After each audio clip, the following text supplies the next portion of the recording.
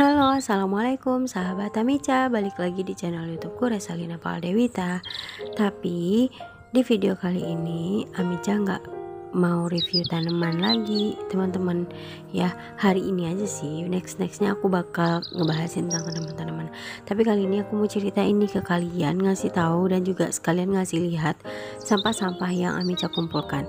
Nah, sampah-sampah ini berasal dari pemakaian pribadi. Terus teman-teman yang aku ajak ngumpulin, yang mungkin mereka punya sampah tapi nggak tahu mau ditaruh di mana, dan aku akan jemput ke rumah. Nah, jadi buat kalian yang punya sampah-sampah, botolan, kemasan dan segala macam, kalian boleh capriin aku ya. Nah, di sini aku taruh kemasan-kemasan yang belum aku olah. Jadi untuk sampah-sampah ini sebelum ke bank sampah, aku biasanya ngolah sendiri gitu ya teman-teman. Nih contohnya ya, kayak si plastik kemasan minyak makan, kemasan tepung. Nah ini nih insya Allah nanti kalau udah banyak aku mau bikin tas, aku mau bikin lunch bag gitu ya. Jadi pokoknya nih untuk dimanfaatkan lagi, bikin tas ransel atau apalah nanti. Jadi aku nunggu banyak dulu, aku simpan di sini. Nah begitu juga kotak-kotak dan kaleng-kaleng. Nah tapi kalau tidak aku nggak sempat bikin sesuatu gitu kan, mungkin ya kesibukan, maklum lah ya, namanya ibu-ibu rumah tangga yang punya 3 anak, yang juga harus handle kerjaan rumah dan punya kegiatan di media sosial juga, pastinya nggak gampang buat aku bagi waktu. Nah jadi kalau udah menumpuk kayak gini, biasanya aku akan titip ke Unisafa ke sekolah, karena di sekolah itu ada bank sampah, orang bank sampahnya datang ke sekolah. Nah tapi kemarin itu 2 minggu Unisafa kelupaan bawa sampahnya, akhirnya menumpuk. Nah jadi sekarang kita memutuskan untuk mengantar langsung ke bank sampah Pematang Pudu. Nah jadi kalian bisa lihat ya, langsung dari Jalan Bakti Kolpelapip terus ke ujung, dan kalian lihat video ini ya, pasti kalian kegambar deh ini daerahnya di mana. Nah di situ kami akhirnya memutuskan untuk mendatangi langsung, karena udah banyak banget teman-teman di rumahku dan udah agak sumpek gitu ya. Nah akhirnya kita antar ke sini, terus kita tabung. Jadi bank sampah itu memang menerima sampah yang udah kita pilah. Nah jadi tugas kita di rumah, misalnya nih teman-teman punya, kita kan setiap hari tuh ada sampah banyak banget ya teman-teman, apalagi tuh kayak aku yang memang anak-anak tuh suka masih jajan, belum terkontrol banget. Setidaknya sampah-sampah plastik mereka kita kumpulin, yang memang tak bisa dijual aku jadiin ekobrik. Biasanya untuk bahasan ekobrik aku mau kasih tahu kalian ya selanjutnya tentang ekobrik itu gimana. Nah untuk sampah yang kita hasilkan setiap hari itu kan kayak ada sampah organik dan juga sampah anorganik. Yang organik itu kayak kulit kentang, kulit jeruk, daun bawang, habis kalian pretelin cabe gitu kan, terus buka kulit bawang dan segala macem. Nah itu kalian bisa taruh di ember, atau kalian jadiin kompos, atau kalian jadiin ekoenzim yang bisa digunakan untuk pupuk lagi untuk tanaman-tanaman kalian. Nah untuk tanaman untuk sampah anorganik, kalian bisa kumpulkan, kalian pilah ya, yang mana sih yang sampah kertas, sampah plastik, sampah botol, terus yang mana sampah kaleng dan segala macam. Nah kalian pisah-pisah, kalian pilah-pilah, dan untuk melakukan ini tuh sebenarnya gampang teman-teman, cuman ya itu ya namanya dia nggak sekaligus banyak ya, kita cicil. Ketika ada sampah yang ini kita simpan, nanti ketika udah banyak, kalau memang kalian tidak bisa mengolah, kalian bisa antar ke bank sampah, dan di bank sampah kalian tersebut itu dinilai dan dihargai. Jadi harganya menyesuaikan dengan harga sampah yang ada gitu ya. Nah untuk hasil-hasil karya yang bisa kalian olah, kalian bisa lihat nih di sini di bank sampah itu udah ada banyak banget contoh karya, ataupun kalian bisa bikin apa aja sih dari sampah gitu.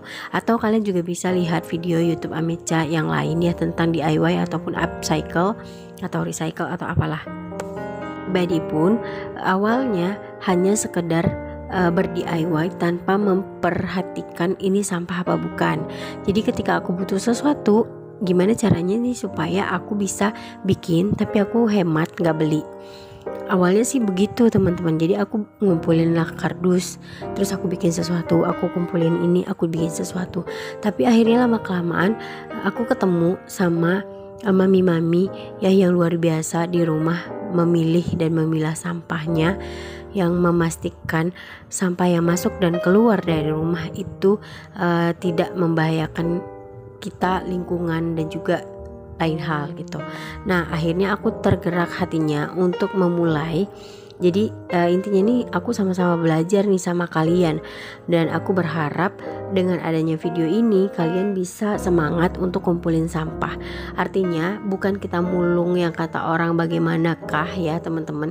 Yang jelas ini untuk kepentingan diri kita sendiri. Yang pertama, walaupun sampah kalian bakar, kalian tetap akan jadi penyumbang karbon dioksida lah, terus zat-zat berbahaya lainnya yang dibakar. Terus kalaupun kalian buang sampah sembarang kan tanpa dibakar, misal ada mamang-mamang yang ngangkat sampah kalian dan sampah kalian berakhir di TPA, itu justru lebih parah karena kalian akan melihat gunungan-gunungan, tumpukan-tumpukan sampah yang tidak terolah dibuang di TPA ya. Jadi TPA itu memang benar-benar tempat kita pembuangan akhir sampah-sampah rumah tangga kita yang tanpa dipilih. Jadi seandainya kalian ketemu sama TPA, pasti kalian bau, pasti ya itu udah lebih bau dan mencemarkan lingkungan pastinya. Nah, jadi aku ingin mengajak kalian nih, untuk kalian yang di rumah, yuk kita coba dan sama-sama belajar mempraktekkan memilih sampah kita sendiri ya, memilah sampah kita sendiri. Setidaknya ini bisa membuat kita sadar bahwa sampah itu adalah tanggung jawab kita sendiri. Jangan habis kita pakai terus kita buang gitu loh teman-teman, karena memang sejujurnya ini sulit ya memulai. Aku pun masih seperti itu. Nah, di sini aku sempat ngobrol dan bicara cerita-cerita ya. Untuk kelanjutannya insya Allah aku pingin banget ngobrol sama bapak yang aktif di sini ya. Ini Pak Lambas namanya. Jadi aku sempat ngobrol dengan beliau, dan beliau itu adalah orang yang aktif. Beliau itu kayak ngisi-ngisi seminar ya, terus memberikan solusi apa aja sih yang bisa dilakukan dengan sampah kita. Nah kayak gitu. Dan untuk Bank Sampah Pematang Pudu sendiri itu punya program gitu loh teman-teman. Mungkin terhenti beberapa tahun ini dikarenakan memang adanya pandemi ya. Nah tapi habis ini insya Allah tuh kayaknya bakal aktif lagi, karena beliau udah sempat ngabarin aku juga kemarin ya. Aku bertanya dan beliau bilang kalau mau nanti bisa nih diikutkan gitu. Nah jadi aku pingin banget nih memulai sambil belajar, dan media belajarnya udah ada, alat-alat untuk belajarnya tuh udah ada ya kan dari sampah-sampah kita. Nah tinggal kitanya aja nih mau mencoba belajar lebih lagi, ikut-ikut seminar lagi, ikut-ikut pelatihan lagi, ikut-ikut acara-acara yang berhubungan dengan hal ini gitu. Nah aku sih menyarankan untuk teman-teman kalau mau, ayo kita bergerak bareng.